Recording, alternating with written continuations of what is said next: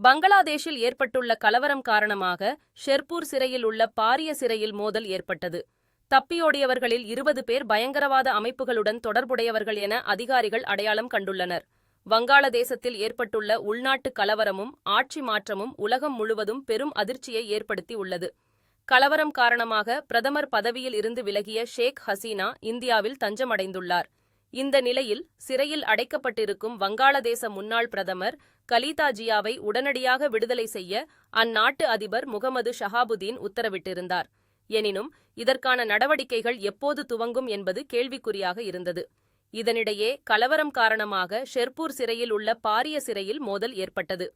கடந்த திங்கட்கிழமை ஏற்பட்ட மோதலில் 518 கைதிகள் தப்பியுள்ளனர். தப்பியோடிய கைதிகள் பயங்கர ஆயுதங்களை வைத்திருப்பதாக தகவல் வெளியாகியுள்ளது. இந்த சிறைச்சாலை இந்தியா வங்காளதேச எல்லையில் இருந்து சுமார் 100 கிலோமீட்டர் தொலைவில் அமைந்துள்ளது. இதன் காரணமாக இந்திய எல்லைப் பகுதியில் அதிக பாதுகாப்பு நடவடிக்கைகள் மேற்கொள்ளப்பட்டு வருகிறது. எல்லைப் பாதுகாப்பு படையானது எல்லையில் மோதல் ஏற்படுவதை தடுக்கும் வகையில் அதன் பாதுகாப்பு பணியை அதிகரித்துள்ளது. தப்பியோடியவர்களில் 20 பேர் பயங்கரவாத அமைப்புகளுடன் தொடர்புடையவர்கள் என அதிகாரிகள் அடையாளம் கண்டுள்ளனர்.